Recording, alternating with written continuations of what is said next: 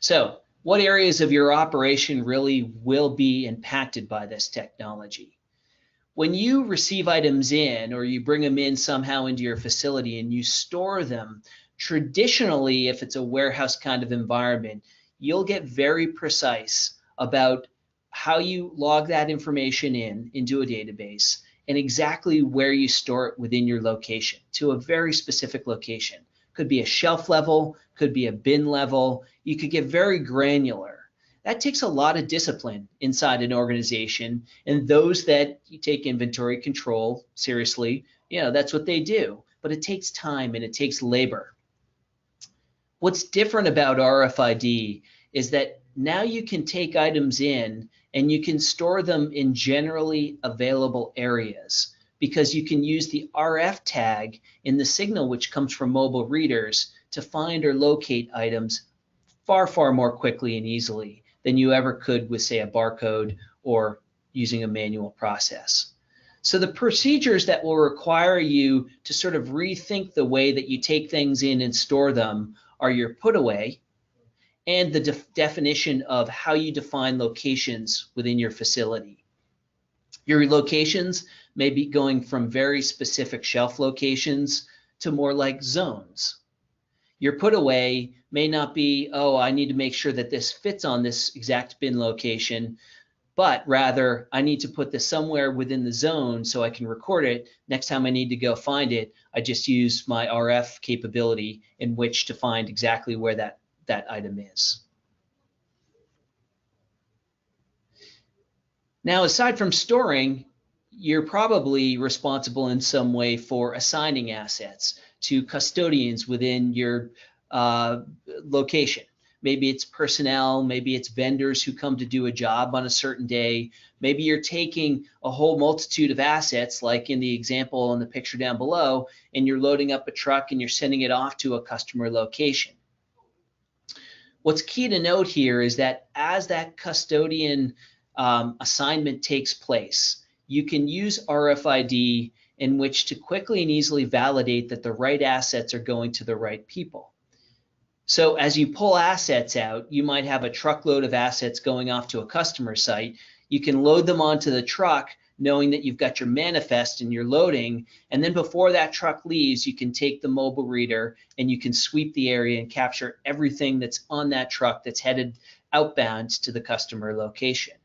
Or you may choose to put in portals where you've actually got the contents moving through onto the truck or outside your facility as a change of custody takes place or changes hands in some way. The procedures that you'll be rethinking as a result of this is the way you actually check out assets to your personnel or change of custody, and when you're taking assets and you're sending them off to some other party, whomever it may be. That brings us to this notion of real-time tracking of items that move throughout your facility, or the autonomous tracking of those items. Now imagine for a moment we have this blueprint of this facility where we've got some warehouse area, we've got some production room, we've got some offices. And when it comes to really mainly the assets that flow or the inventory that may flow throughout this organization, those red arrows that show bidirectional reading are gateways, RFID gateways that can be hung over these particular egresses. In this particular case, we may be looking at hallways, storage areas. We could be looking at IT closets or tool cribs, as well as areas that designate in and out of the warehouse. What's important to note, though, is that as assets are moved on trolleys, they may move in carts, they may be under someone's arm or in a backpack or in a briefcase as they move throughout these areas. The assets will be captured autonomously with no human intervention whatsoever as to the last known location as to when that asset moved. So let's say it's moving from the hallway into the production room. You can check the database to see it moved into the production room, but not back out of the production room. That way, you know when you need to go isolate that asset, find it in order to go do what you need to with it. You've got a very small area that lets you really quicken the pace to find those assets. So these readers are always on and they're always reading continuously. It's hands-free monitoring and it's real-time asset identification that lets you monitor the direction of that assets or all the assets that are moving throughout your facility. And again, I can't emphasize this is not like a hotspot flooding your area inside your workplace. It really is about the precision of the RF signal being able to track items as it moves through a location. So once you've done that, right, imagine you're trying to find specific assets in an area within your facility. Now you can supplement using the mobile computer to find literally items within minutes, if not seconds, saving many, many man hours of time looking for items. These devices can also perform other functions, very fast inventory cycle counts, which I'll give you a demonstration in just a moment. Searching for items, editing asset detail, performing assignments, and so on. So there's many more functions that the mobility can serve than just finding an item, but we'll show you an example of a few of these different processes they can perform in just a minute. So let me move over to a brief video that will talk you through a little bit of the pieces of the technology. Welcome to A2B Tracking, where we do common sense RFID. Today's focus is going to be on the power of mobile computing and RFID to perform physical inventories and to locate items. There are three simple components to this. The first is the use of a smartphone that's Android that allows you to download the A2B Tracking app and connect it to the cloud where all the asset management will take place. The second is a Zebra RFD 8500 sled, which connects directly to the smartphone and the app to allow you to turn this into a powerful RFID mobile computer.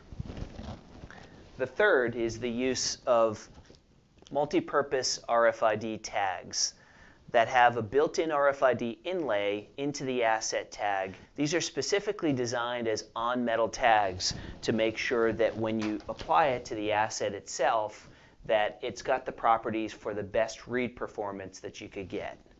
You also can take these multi-purpose tags and apply them to cases like this composite Pelican case, as well as to things like corrugated boxes, if necessary, to track actually the box or container. Back to this asset, we're going to use this laptop, which is a hardened case in metallic, in a way where we'll play out the use case for assigning these to field techs who need to go out on the road. Also, the other accessories can be tagged as well, like this power supply. The idea is that when you have the assets tagged inside the Pelican case, you can store this Pelican case anywhere within the warehouse with the top closed and use the locating feature with RFID to find the exactly right asset inside the right Pelican case, so your field techs can know I've got the right tools to go out and perform my job in the field for the day. The same is true for performing physical inventories. In this case, if all the assets are tagged and they're stored stacked up in Pelican cases, we'll be able to capture all the assets inside the Pelican cases without actually having to open the tops and look and count them. Here I've gone into the A2B Tracking cloud app on a desktop computer, and I want to find the assets that are in the manufacturing area so the field service technicians can go out and perform their functions. What I do is I begin by scrolling down, and I want to actually filter all of the thousands and thousands of assets down to just a few. So in this case, I've got actually a predefined field service laptop where I can apply that filter and look for just the couple of assets that I'm seeking to find in the warehouse. Here I see that the combination of is the asset flagged as usable and as a field service laptop. I've got both the laptop here and the AC power adapter with all the pedigree information about those laptops. And so I know I've got the right one for the technician to go perform their job. In this case, I could dig further into the pedigree to see all the information about that laptop, and even pictures to illustrate the fact that, yeah, I've got the right laptop that I'm looking for here. And let's just go over here and take a quick look at the power supply as well. If I scroll back, I'll be able to go right back to that asset. There's the power. As I scroll down here, yep, here's the power supply that I want. Okay, so this is in the Pelican case somewhere out in the warehouse. I need to go find those items so I can be on my way and get the job done. At this point, I have my Android device with my A2B Tracking app downloaded. I can select the app. When I do, I can see that it's going to prompt me for the login credentials. So it'll sign me into my asset management database in the cloud. And it'll allow me to select the RFID 8500 that I have in my hand. It'll automatically establish that Bluetooth connection for me. I can click search, and I happen to know the asset ID. I'm going to search on that asset ID, so it'll go right to it. But here's the pedigree of that asset. I know I'm looking for the right one. And now I can use ProLocate. ProLocate is a proximity locate using RFID to the actual tag. So within a 10, 15, 20 foot read range, it'll start to detect the tag, and it'll show on this scale, this meter, that I'm getting close. So as I begin my walkthrough, I'm going to get into the warehouse here, and I should start to see it detected eventually if I do a sweeping motion. As I move the reader in the direction of the assets, I can see the Pelican cases over here against the wall. As you can see, the signal strength is getting stronger and stronger, and as I get closer, within about 4 or 5 feet as I'm standing here now, I can really start to see the meter move. As I get closer to the Pelican cases, I know that I'm on top of the one that I'm certain has the asset in it. If I move away from that asset toward other Pelican cases, it gets much weaker.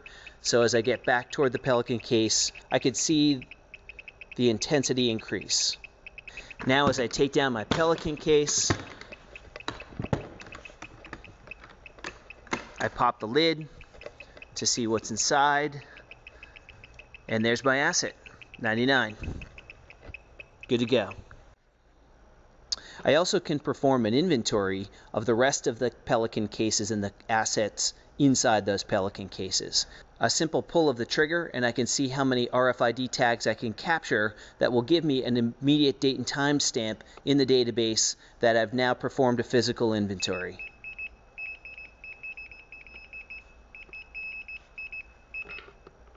Just within a couple seconds, I captured almost 80 total reads, but 29 unique tags, knowing that those will all have date and time stamps in the database.